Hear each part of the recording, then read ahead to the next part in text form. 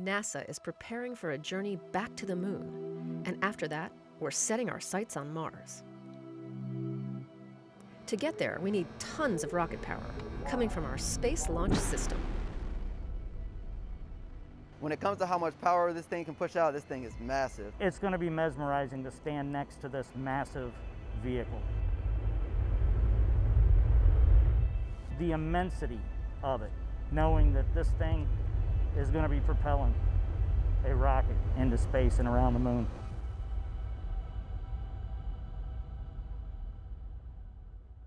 Hang on, it's probably best to start back at the beginning. It all started in Promontory, Utah, where Northrop Grumman manufactured each of the segments that make up the rocket's boosters. After a 10-day cross-country journey, the booster segments were delivered to Kennedy Space Center's Rotation, Processing, and Surge Facility, or RPSF. If this all sounds familiar, that's because it's the same facility that was used to process shuttle booster segments, which all came from Utah. Then they're ready to go to the iconic Vehicle Assembly Building, or VAB, where the rest of the motor segments are assembled and stacked on top of the mobile launcher. So the one thing about this vehicle, of course, it's produced all across the country.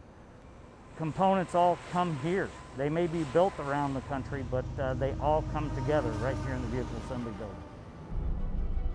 Our SLS rocket will generate 8.8 million pounds of thrust to break through Earth's gravitational pull.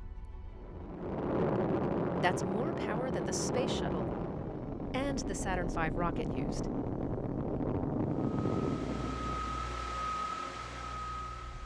Teams with NASA's Exploration Ground Systems are responsible for assembling the boosters that will house the majority of that power.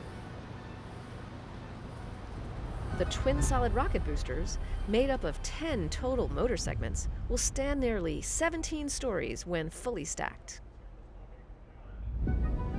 First, teams will inspect and prep the hardware. Next, they're ready to start stacking the segments, a process that takes time, patience, and a steady hand.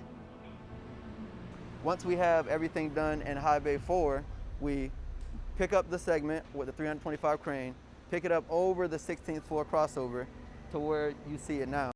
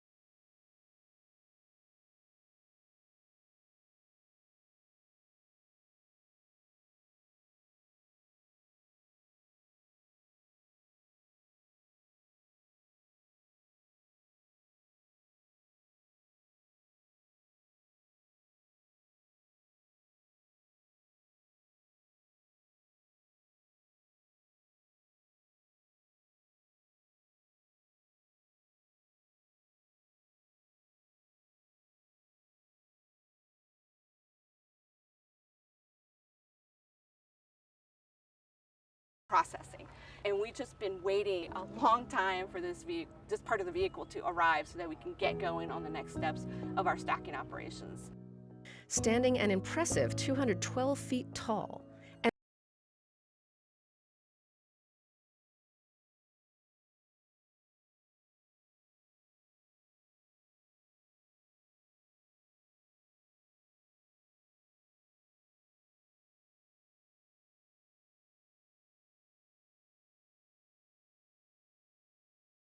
the series involved 8 rounds that looked at systems individually before culminating in pure power.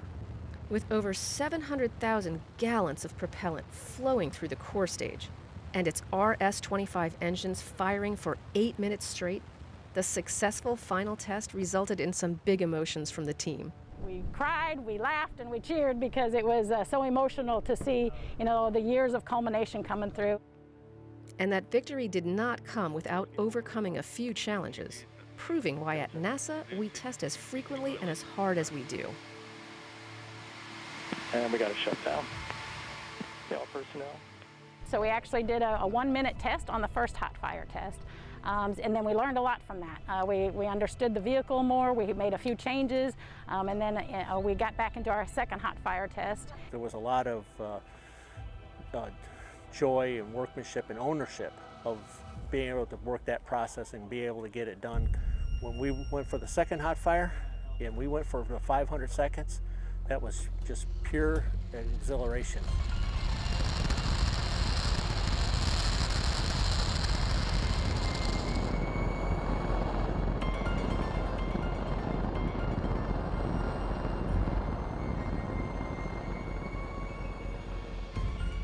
Following its arrival at Kennedy, teams moved the core stage into the VAB, where it was lifted by a crane and placed in between the twin solid rocket boosters. Serving as the backbone of the rocket, the core stage will provide more than 2 million pounds of thrust to help send the Orion spacecraft on its trip around the moon. Essentially, we have these two massive cranes that are located inside of the VAB, where we go ahead and we pick 2 points at the end of the core stage, one on the back portion of it and on the front portion of it. We lift it up to the point where we're able to transition it from a horizontal position over into a vertical position, and then essentially bring it way up to the top of the vehicle assembly building and cross it over into high bay 3, in which we ensure that we don't damage any part of the vehicle as it's incoming into its position.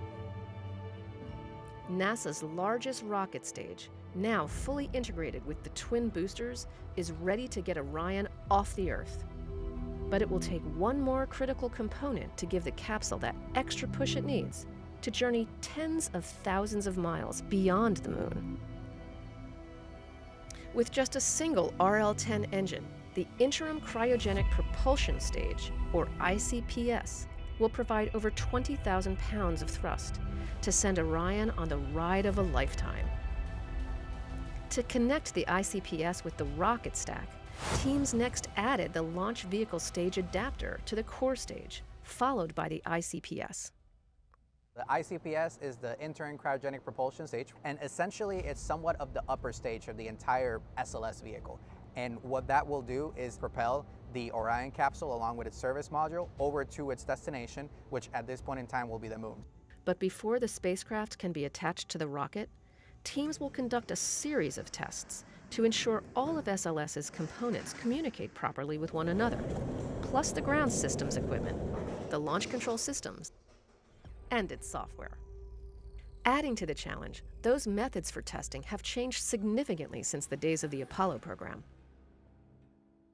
Initially built in the 1960s to house assembly of the Saturn V, the VAB has undergone some major modifications to support several different kinds of rockets and spacecraft, whether they're going into low Earth orbit or venturing to deep space.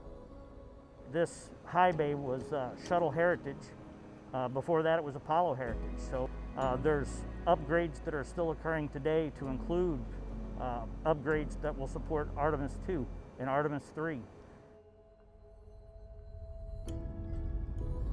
When SLS blasts off from Kennedy's launch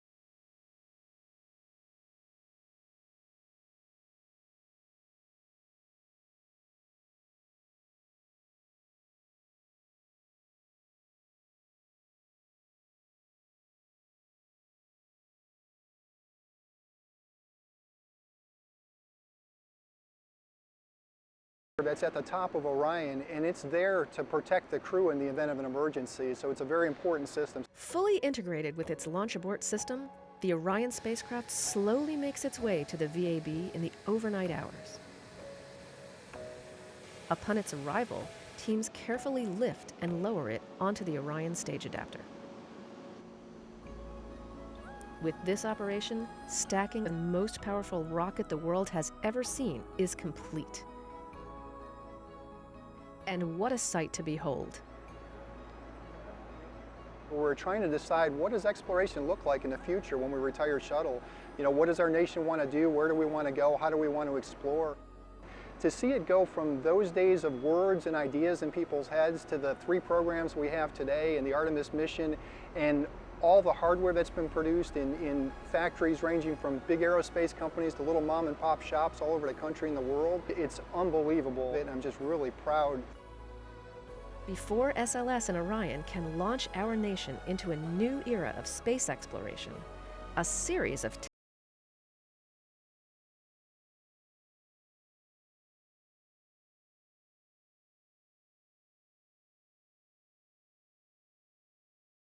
dress rehearsal. The 322-foot-tall, fully integrated rocket will roll out to Launch Pad 39B for a full test,